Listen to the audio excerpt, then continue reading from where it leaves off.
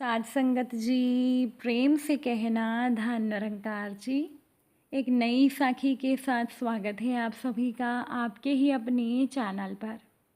आज की साखी का विषय है कि ईश्वर जैसा निस्वार्थ और दयालु और कोई नहीं है। ऐसा निस्वार्थ और दयालु ना कभी हुआ है और ना ही होगा। चलिए सुनते हैं आज की ये साखी। साध संगत जी, एक व्यक्ति रेल की लाइन में टिकट खरीदने के लिए लगा हुआ था। जब उसका नंबर आया तो क्लर्क ने कहा, 3 रुपए खुले दो तो टिकट मिलेगा।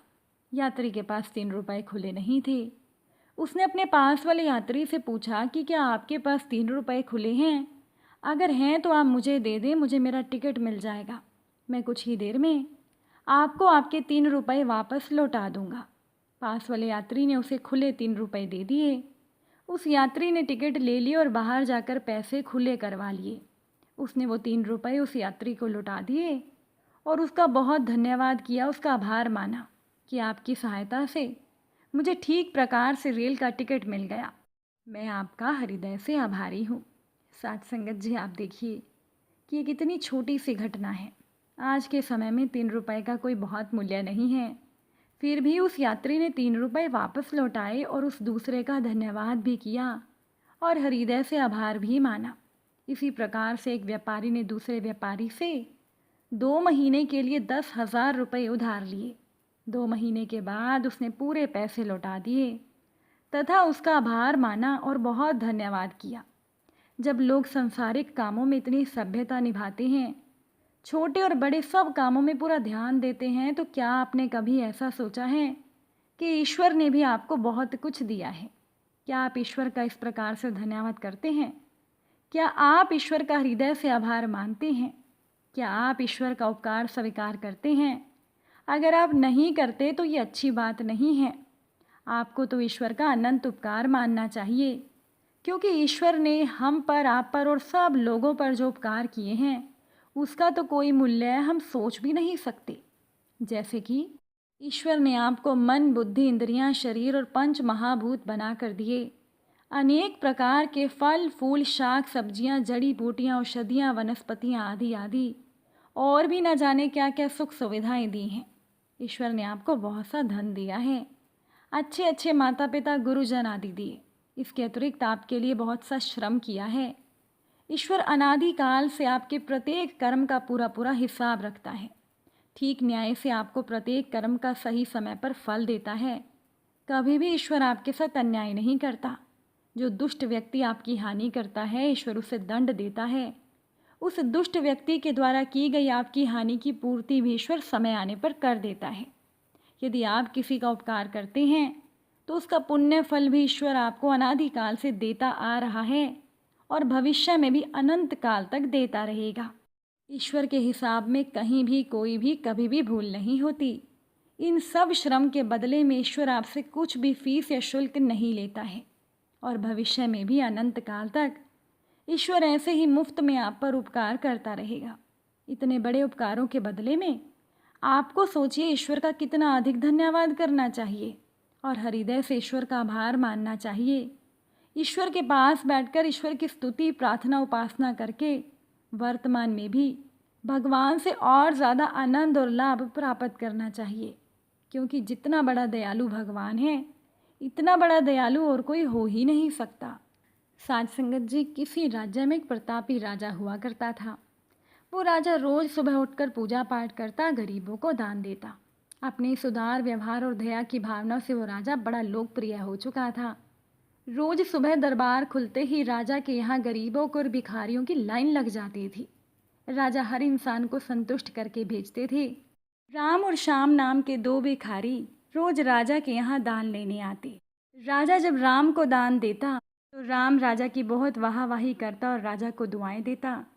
वहीं राजा जब श्याम को दान देता तो वो एक ही बात बोलता, हे भगवान, तू बड़ा दयालु है, तूने मुझे इतना कुछ दिया। राजा को श्याम की बात बुरी लगती। राजा सोचता, दान मैं देता हूँ और ये गुणगान भगवान का करता है। अब एक दिन राजकुमारी का जन्मदिन था। उस दिन राजा ने दिल खोल कर दान दिया। जब राम और श्याम का नंबर आया तो राजा ने पहले राम को दान दिया। राम राजा का गुणगान करने लगा।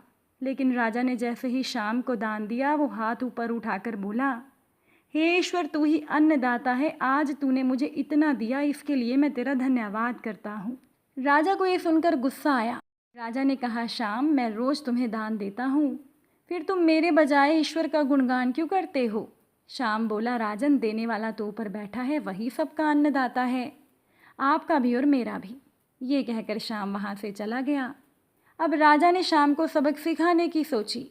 अगले दिन जब राम और शाम का नंबर आया तो राजा ने राम को दान दिया और कहा, राम, मुझे शाम से कुछ बात करनी है, इसीलिए तुम जाओ और शाम को यहीं छोड़ जाओ। और हाँ, आज तुम अपने पुराने रास्ते से मत जाना। आज तुमको राजमहल के किनारे से जाना है, जहाँ से केवल मैं गुजरता हूँ। अब राम खुशी खुशी दान लेकर चला गया। राजमहल के किनारे का रास्ता बड़ा ही सुंदर था। संयोग से राजा ने उस रास्ते में एक चांदी के सिक्कों से भरा हुआ घड़ा रखवा दिया था। लेकिन राम अपनी मस्ती में मस्त था। वो सोच रहा था कि राजा की मुझ पर बड़ी कृपा हुई, जो राजा ने मुझे राजमहल के रास्ते से गुजारा। यहाँ से तो अगर मैं आंखें बंद करके भी चलूँ तो मुझे परेशानी नहीं होगी। यही सोचकर राम आंखें बंद करके रास्ते से गुजर गया और उसकी नज़र उस सिक्कों वाले घड़े पर पड़ी ही नहीं।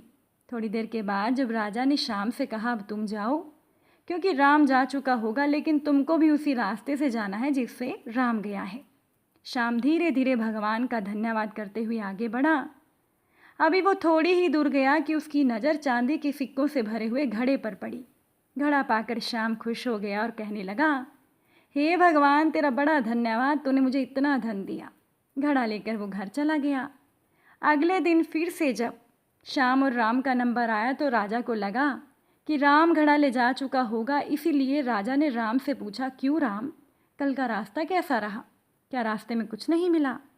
राम ने कहा, राजन, रास्ता इतना सुंदर था, मैं तो आंखें बंद करके घर चला गया, मुझे तो कुछ नहीं मिला।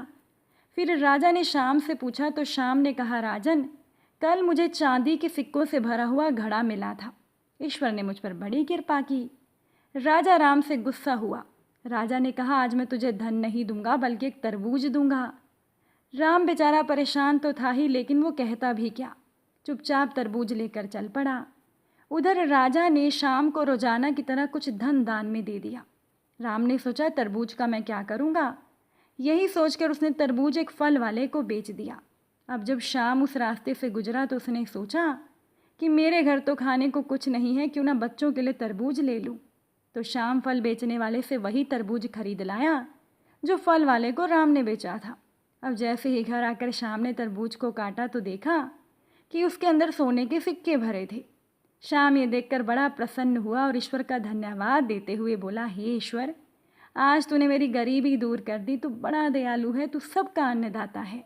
अगले दिन जब राजा दान दे रहा था तो उसने देखा केवल अकेला राम आया है, शाम नहीं आया।